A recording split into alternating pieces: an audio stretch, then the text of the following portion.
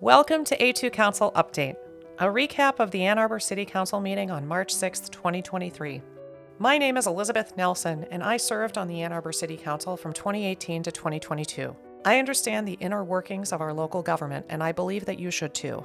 This is the voting chart for the council meeting on March 6, 2023. All decisions were unanimous. Councilmember Cornell recused herself from one vote due to conflicts of interest. You can find this voting chart and more information about this meeting at A2Council.com. The meeting included a monthly report from the Independent Community Police Oversight Commission, or ICPOC. Vice Chair Stephanie Carter explained that multiple meetings this month had to be canceled due to power outages, but their work continues. We also understand the command union will be in negotiations for their contract very soon, and we look forward to having some input with that. We plan to review all of the police policies, and if we have input or suggestions, we will do that. After introductory remarks, public comments, and public hearings, Council discussed agenda items for a little over 1 hour. 16 people signed up in advance to offer public comments. 9 people spoke on topics that were part of the agenda. The consent agenda included 17 items and over $4.3 million of expenditures. 1 item was pulled for discussion. CA2, which authorizes annual street closures downtown during the summer months without future consideration or approval by Council. CA2 was unanimously approved. Decisions around these seasonal street closures will be delegated to the city administrator. Council considered 3 agenda items related to a new development at Duvarin and Pontiac Trail, called The Village. Each decision was subject to a public hearing before the vote. Members of the public spoke about the rezoning of 67.6 acres. At least 30 of the 46 new housing developments announced since the approval of the A2 plan will be natural gas connected. The Village of Ann Arbor's 440 planned garden apartments in 2 phases are among them. There is no reason to approve the Village project tonight. Moreover, it makes no sense to provide $31 million in brownfield incentives when the project does not include any affordable housing units and it will be heated with natural gas. Others spoke. We want higher density multifamily housing where possible, but not at the expense of our A2 plan. One benefit of high density development is fewer emissions, but gas furnaces completely defeat the purpose. Some residents spoke in support of the project. I think the issue with transportation is a bigger issue, but electrification is great if it can work out. So I would encourage us to move in that direction, but I haven't run the numbers for this development clearly. We do need to get away from the use of methane and other greenhouse gases, methane being one of the more potent. But thank you for being there and hearing our concerns. And once again, I'm in favor of this zoning. A representative for the development spoke also. It does meet the surrounding zoning districts. It also meets the the specific density and the future land use plan of Ann Arbor. We're not asking for a PUD. We're asking for a straight zoning of R4A. And again, that meets the surrounding districts. More commenters participated in public hearings for the site plan of the village and a brownfield plan that includes $31 million in public subsidy of the project. Small point, your meeting agenda is incorrect when it says the Planning Commission voted 9-0 to recommend approval. The actual vote was 8-1, with Commissioner Ellie Abrams voting no. Many other commissioners were highly critical of this project. This is definitely not the perfect being the enemy of the good. It is absolutely clear from engineering calculations that benefits from reduced commutes and reduced vehicle miles traveled are substantially less than the negative impact from this development burning natural gas. This is not a matter of canceling the project, not doing the project. This is a matter of improving on the project. It can be done. It is being done all over the place. It is being done in this city, and it can be done with this project. The $26 million to protect the residents from contaminants is necessary. I agree with that. But they're also asking for $5 million for non-environmental, non-remediation activities. And here's the thing. The city's brownfield policy requires that if such non-environmental activities are in the plan, the developer must provide affordable housing, 15% of units at 60% AMI. but there is no affordable housing here. Again, a representative of the developer spoke. The plan was vetted by the Council Brownfield Subcommittee. It was unanimous vote. So that was in January. Council members Ghazi Edwin, Harrison, Iyer, and Cornell serve on the Brownfield Plan Review Committee.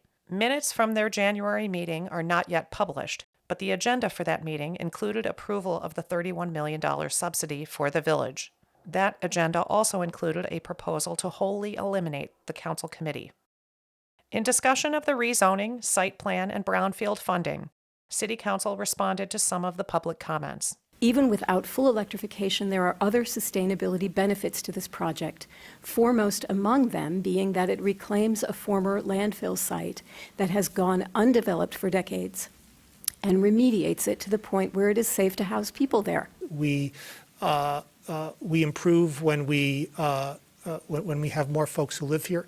Ann Arbor is, I think, a community that is welcoming and looking for everyone. Supply and demand in our city is, it's not a joke when it comes to our housing crisis. Council unanimously approved the rezoning, site plan, and brownfield funding for the village. Council considered ordinance amendments that will allow Waste Management to directly bill customers for commercial refuse hauling in the city of Ann Arbor. At a future meeting, it will return to Council for a public hearing and final approval at second reading. Council considered another rezoning to permit a new development of apartments at North Maple. The all-electric development will include 79 housing units, 12 of which will be affordable and priced at 60% area median income. The rezoning was approved unanimously at first reading. At a future meeting, it will return to Council for a public hearing and final approval at second reading. Council then considered ordinance amendments that will eliminate the city's Board of Insurance, which is a forum for hearing claims against the city. Claims are divided into two types: sewer, overflows, and backups, and others. The Board of Insurance currently includes 2 council members and also a requirement that claims over $10,000 be approved by the whole of council.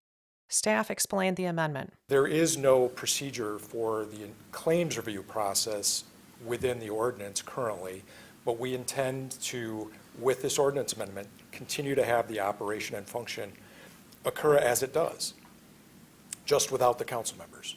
So it would be staff with the city administrator as, or his designee as a decision maker. According to the new ordinance, the city administrator will have discretion to pay all claims up to $75,000 without council approval. So there is a current reporting where the insurance board minutes are reported to the council and attached as part of the agenda. We have a meeting of the insurance board every month. Shortly thereafter, those minutes will be attached as part of the submission to council along with other reports. The ordinance amendment explicitly removes this reporting requirement, but the information will be available to council members upon request. Councilmember Iyer suggested a remedy for this loss of transparency. Perhaps it can find a place on our new city website so that the public can very easily see what claims have been settled, generally what they related to, and we can all check in on it anytime we wish. City Administrator Dehoney confirmed that this was possible. However, no amendments were offered at the table. The new ordinance, as approved, explicitly removes all terms that would place this information on a public agenda of council and specifically defines this information as available to council members only upon request. Councilmember Iyer continued with general support for the ordinance change. I think everyone here at this table, I would trust with being in that role, but there could come a time, and maybe there has been a time in the past when, decisions are made more on a political basis rather than, than one that's informed by the matters at hand. That's always a possibility when you have elected officials involved in something. In the last 20 years, only 9 council members have ever participated in the insurance board.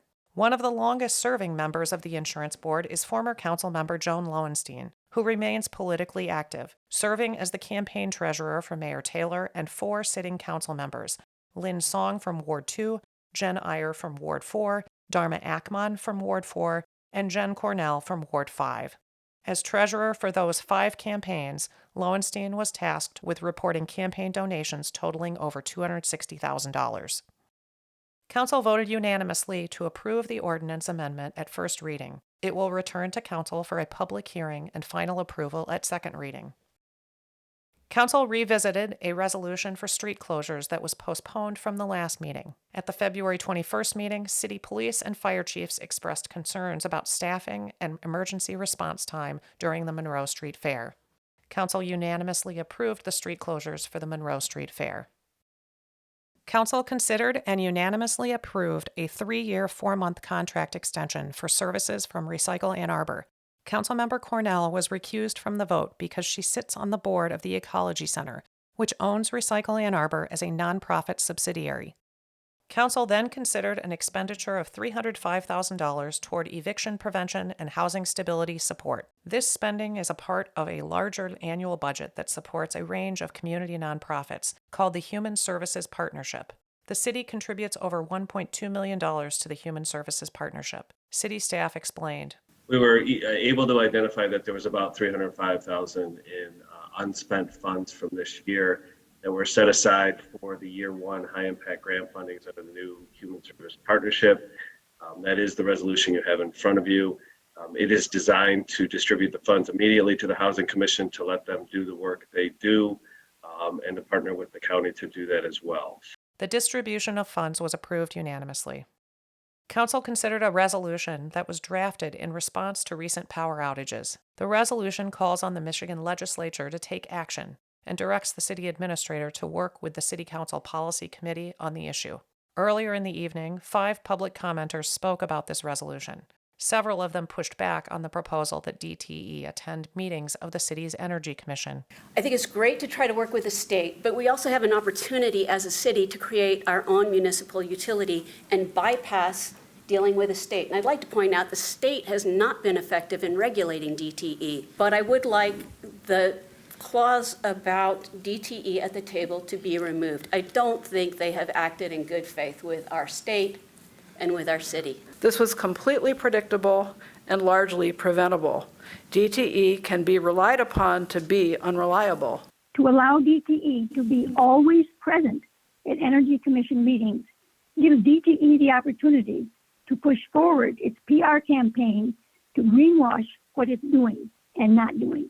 DTE has made the strategic decision to invest in our politics rather than their infrastructure. The resolution was referred to the Energy Commission for further review. Council discussion of the agenda ended around 10 p.m. Council then met in closed session for about 20 minutes to discuss a confidential memo issued to them on March 3rd. When they returned from closed session, the agenda was amended to add a resolution authorizing the city attorney to take legal action for enforcement of a 2006 settlement agreement with Gelman Sciences. That resolution was approved unanimously. See the link in the description of this video for more information about what this means. The meeting officially adjourned at 10:30 p.m. without any additional public comment. For more details about this meeting, visit A2Council.com. Like and subscribe if you want to be alerted to more updates like this one.